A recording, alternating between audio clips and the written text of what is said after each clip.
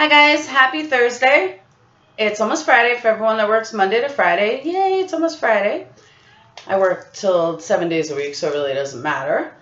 But in preparation for an interview that I have later with Teflon TV, make sure you check it out if you're a newbie. We are doing a whole series of Making a Murderer. Plus, we are putting together our own channels separate from Making a Murderer and separate from Game of Thrones. It's going to be awesome. So I will give you guys details as soon as I know it.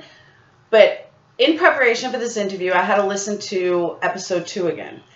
And each time I listen to Making a Murderer, there's something else that I pick up. But I really did not expect to hear what I heard today from episode 2 from a chief deputy.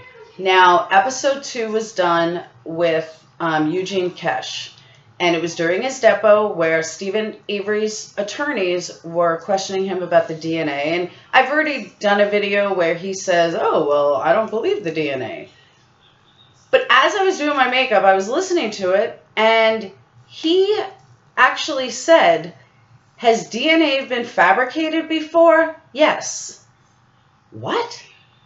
Has DNA been fabricated before? Yes.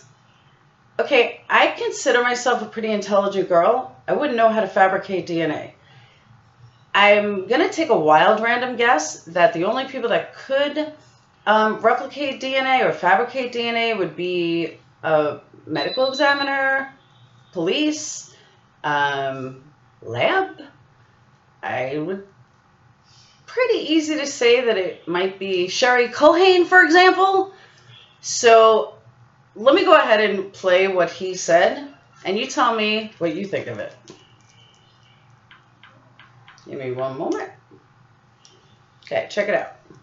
Rationalizations. So we now know that the person Mrs. Bernstein described to you was Gregory Allen, right? No? Well, we know that Gregory Allen was the assailant of Mrs. Bernstein because the DNA has shown that. Well, you know that. I don't know that. I don't take what's in the paper as gospel truth, believe me.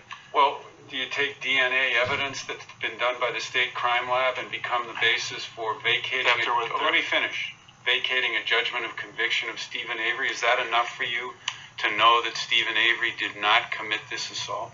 No. Where did the evidence come from? That's all I'm asking. You saying you doubt the DNA examination because that it was match? I believe there was a match. Okay. So has DNA evidence been fabricated before?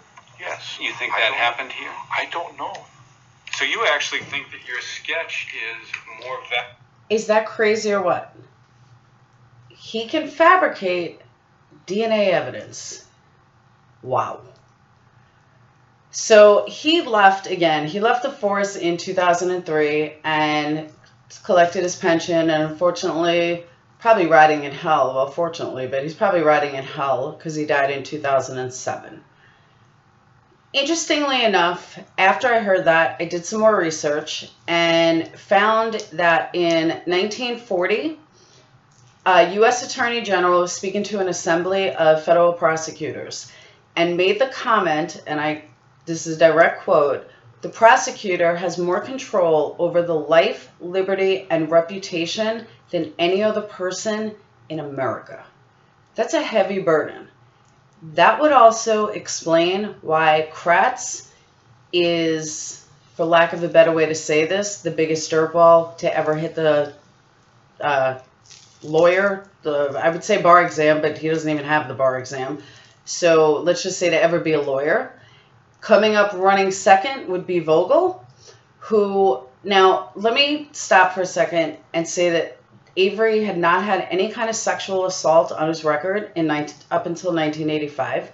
He was a very young father with 5 kids. He had just had twins that were like 2 weeks old. He had an incident with a cat when he was drunk, and he killed a family cat. That does not make him a psychopath. His cousin was doing a smear campaign, and he went after her with a unloaded gun. Whether it was loaded or unloaded, I have no idea. But Stephen says that it was unloaded. I can tell you that I tend to believe him strictly for the fact that I have yet to heard him tell a lie in any episode or anything. So because of that, I have to believe him. I have heard everybody else tell lies. I have not heard Stephen Avery tell a lie. Could I be being snowballed? Could we all be snowballed? Of course we can. But I'd like to believe that I'm a pretty good judge of character, and I don't think he's lying. So with that, Vogel, who prosecuted him in 1985, Vogel made sure that Stephen Avery couldn't even be out on bail.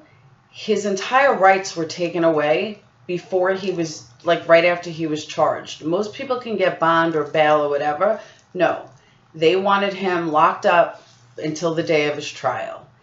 Not only is that a constitutional miscarriage of justice, there was no reason for it. And oddly enough, it's the exact same thing that happened in 2005. Now, anybody watching these depositions, looking at the sketch artists, looking at Judy Dvorak, who was very good friends with Sandra Morris, his cousin, the one they held a gun to, she also backtracked on her statement saying that she never said that. That's not her words. Sandra Morris did the exact same thing. So I can see where the liars are. I can see who is lying based on the evidence that's been presented. I can see where Kratz lied. I can see where Padgett lied. I mean, everybody saw that. I have not seen where Stephen lied. I can even say I see where Brendan lied. I have not seen where Stephen lied. So I'm going to take his word that it was an unloaded gun. Everybody keeps asking me, why was he targeted? The answer is I don't know. But what I can tell you, besides the $36 million, but what I can tell you is he was targeted in 1985. There's no reason for him not to be targeted in 2005. So with that said, that's what I have for you today. But that episode is, to hear what Kesh said, it's episode 2 at 14:10 mark. And again, check out Teflon TV. Check out my other videos. Make sure you hit subscribe. And also, last but not least, Dan O'Connell. He runs the radio show, iHeartRadio, for Rebutting a Murderer. Dan, I know you have a better law degree than I have, because I don't have a law degree. And I know that you may be intellectually book smarter than I am. But Dan, if you're willing to do an interview with me head to head, let's match wits. I heard your interview on Blaze. I wouldn't say Blaze TV, but it was an article or a radio show that you did for Blaze. And if I could have reached through my phone and strangled you, I would have. So, way to get a hold of me. You can reach me on Twitter. I did send you a message there at TwistedXCons. Or you can reach me through my website, which is makingamurdererle.com. You could shoot me an email, which I did send you one as well, at info@makingamurdererle.com. So Dan, let's do it. Let's go head to head.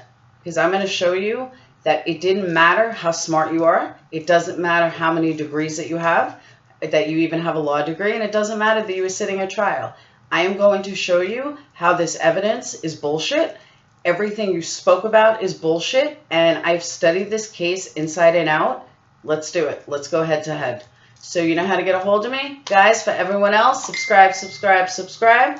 I will let you guys know details with Teflon TV later. Peace out. Have a great weekend. I'm sure I'll see you before then, though.